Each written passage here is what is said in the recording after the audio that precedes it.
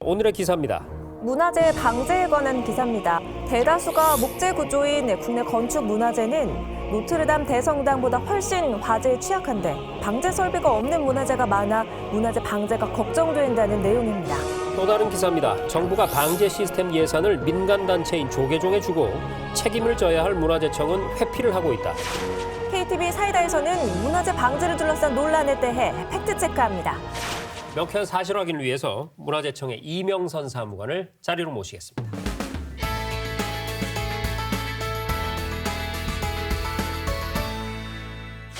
자, 그럼 오늘 팩트체크 한번 진행해 보겠습니다.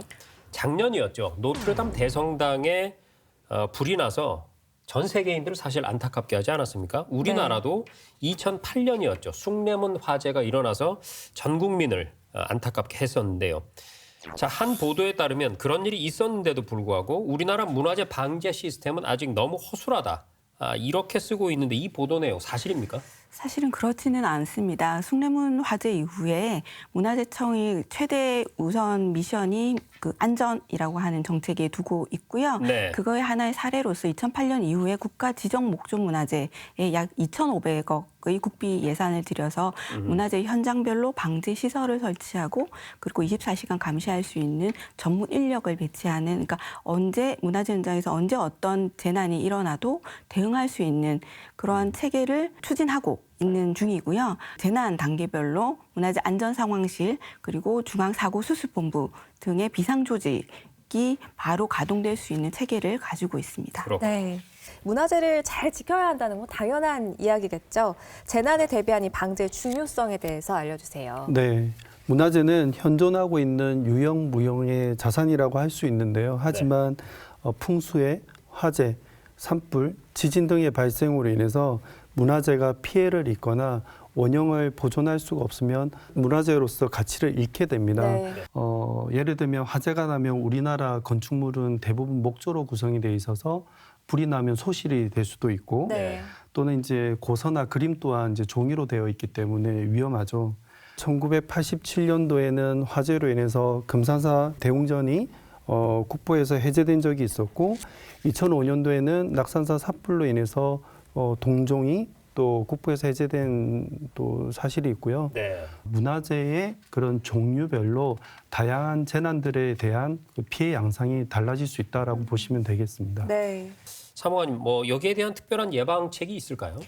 그 화재에 대한 대비는 목조 문화권, 특히 아시아 여러 나라들의 공통적인 지금 화두인데요. 네. 그 화재라고 하는 재난의 특성상 골든타임 내에 신속하게 대처하는 것이 무엇보다도 중요합니다. 네. 그래서 진화 장비 등등이 문화재 현장에 설치가 되어 있고요. 그리고 24시간 신속하게 대응할 수 있는 전문 인력이 문화재 현장별로 배치가 되어 있습니다. 이것이 가능하게 하는 것이 사실은 평상시 교육과 훈련이라고 할 수 있겠습니다. 이런 보도가 있습니다. 방제 시스템 예산을 정부가 민간 단체인 조계종에 떠맡기고 있다. 국가가 나서서 중앙 컨트롤 타워 역할을 해야 하는데 그것이 부재하다. 이런 비판인데요. 사무관님, 이 보도 내용 사실입니까? 사실이 아닙니다. 그 문화재 방제에 대한 설비에 관련돼서는 문화재청에서 직접 설계 검토를 하고 있습니다. 네. 그리고 지방자치단체에서 직접 공사 발주를 하고 공사 감독을 하고 있는 실정이고요. 그리고 우리나라 문화재의 특성상 사찰이 보유하고 있는 문화재가 많이 있습니다만 네.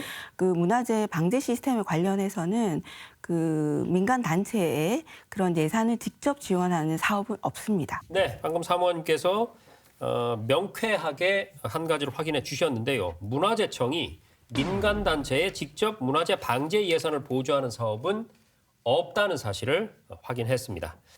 그러면 다른 나라들과 비교해서 우리나라의 문화재 방제 시스템은 어느 정도일까? 어느 정도 수준일까? 궁금하거든요. 사무관님 어떻습니까?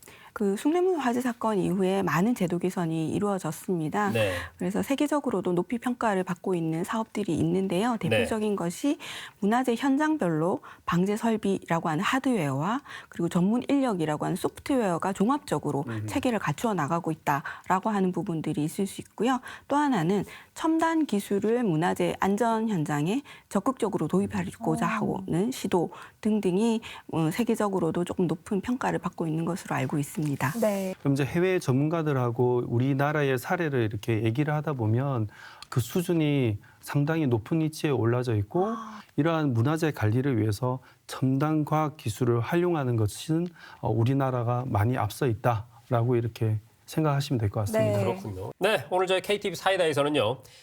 우리나라 문화재 방제 시스템이 너무 허술하다. 그리고 문화재청이 방제 예산을 민간 단체에 맡겨서 책임을 떠넘기고 있다. 이런 보도 내용 살펴봤는데요. 팩트체크 결과는 이렇습니다. 첫째, 2008년부터 방제 시설과 전문 인력을 배치했고 문화재 안전상황실, 중앙사고수습본부 같은 안전관리 조직을 갖춰서 단계별로 대응하는 체계를 갖췄다는 점. 둘째, 문화재청에서 민간단체에 직접 문화재 방제 시스템 예산을 보조하는 사업은 없다는 사실도 확인했습니다.